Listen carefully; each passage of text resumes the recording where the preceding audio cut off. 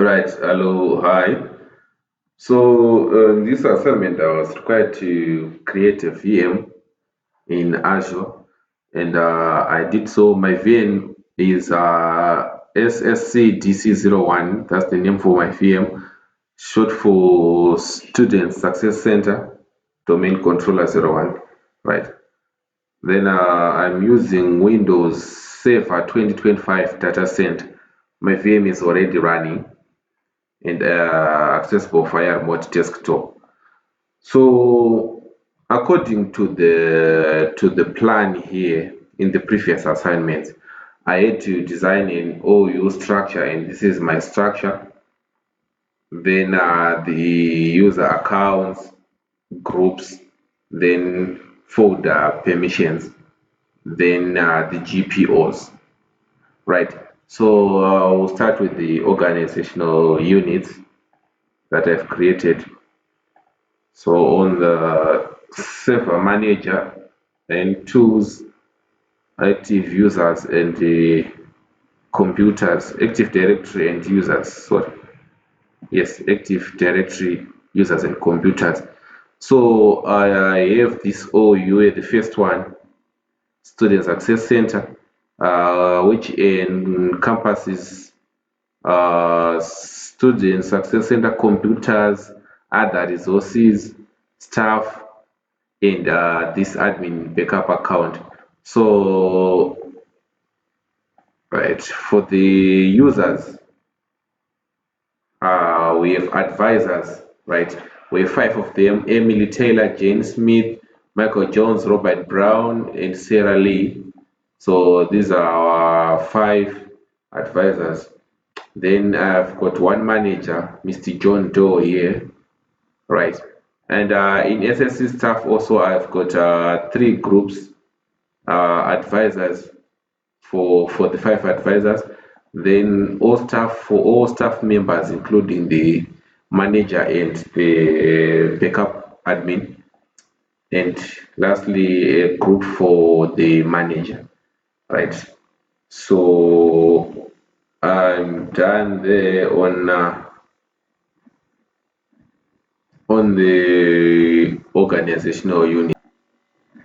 So if we check closely, each user belongs to an organizational unit.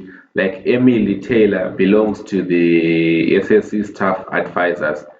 But then if we will go on to check properties, Emily is a member of these groups, right? Emily belongs to all staff, and Emily also belongs to the advisors groups. But if we check this guy here, Mr. John Doe, John Doe is a member of domain users, that's generic. There you can see he's the only person who belongs to the managers group, right? So that implies that I've correctly set the groups, the organizational units, and assigned the relevant user accounts. So another issue here is the issue of user permissions. If I open File Explorer here, expand this a little bit, then navigate to my C drive, then I have this shared folder here.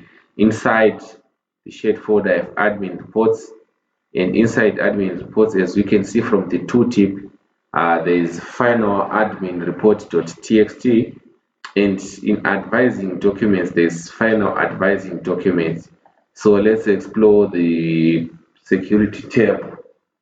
So properties, then security tab, and here we can see the groups or usernames that have access to this one. So the admin reports, we have SSC managers, right? And they have the modify permission. If we check the advising,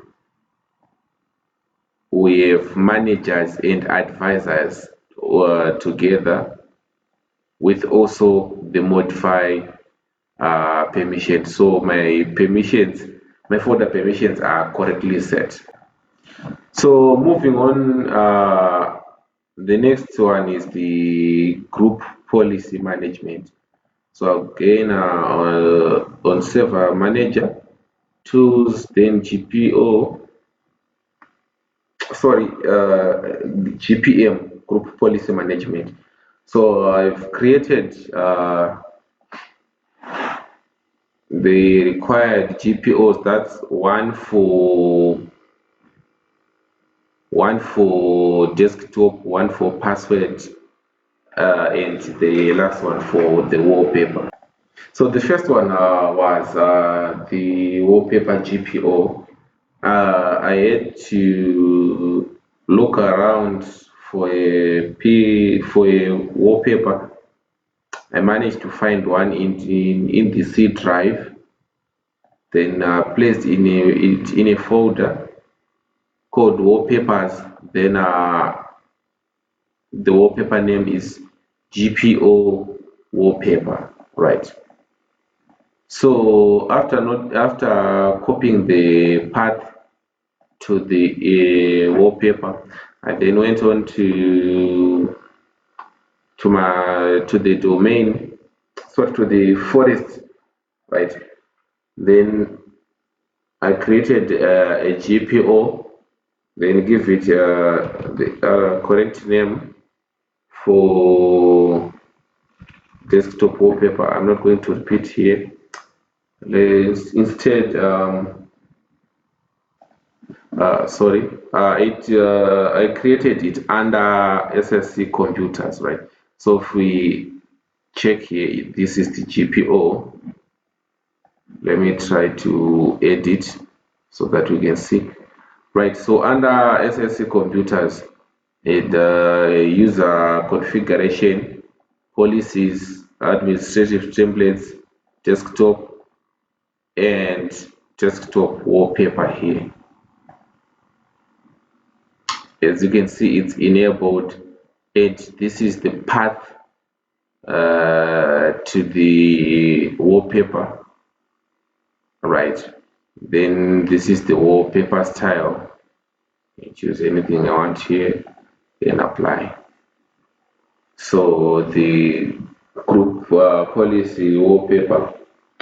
So yes, the desktop GPO has been created and enabled.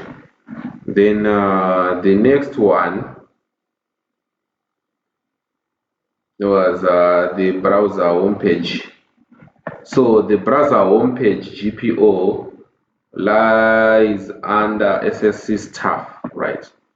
So if we navigate to SSC staff, you can see it here, SSC web browser homepage policy. I might try to edit that one so that we can feel. So this one I had to use regedit to create one, and regedit is under user configuration, right? So if we go to user configuration, then preferences, then Windows setting, then registry, and these were the registries that I had to put the key path, the browser here that I was dealing with rather, is Microsoft Edge, and the path to Microsoft Edge is software Microsoft Edge main, and I had to set a home button page, and the link that should be open, that's www.insight.edu/information-technology, right? Then I had to put another one also, which is the actual home page redirection, right? And the last GPO that I had to implement rather was a password security policy.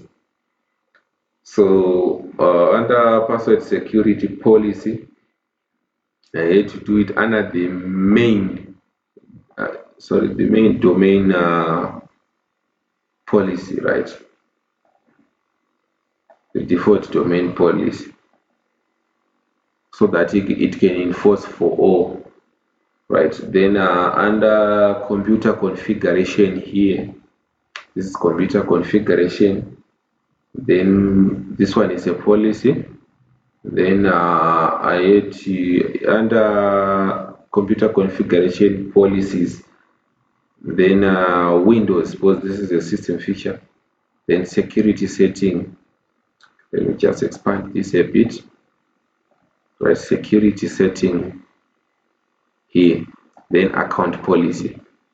So under account policy, then password policy. Not sure why it's reverted here. This one is supposed to be 90 days, right? Okay.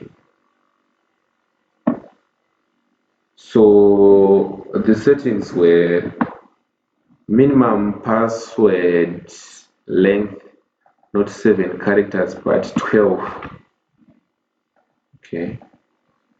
Then password must meet complexity requirements that is set to be enabled.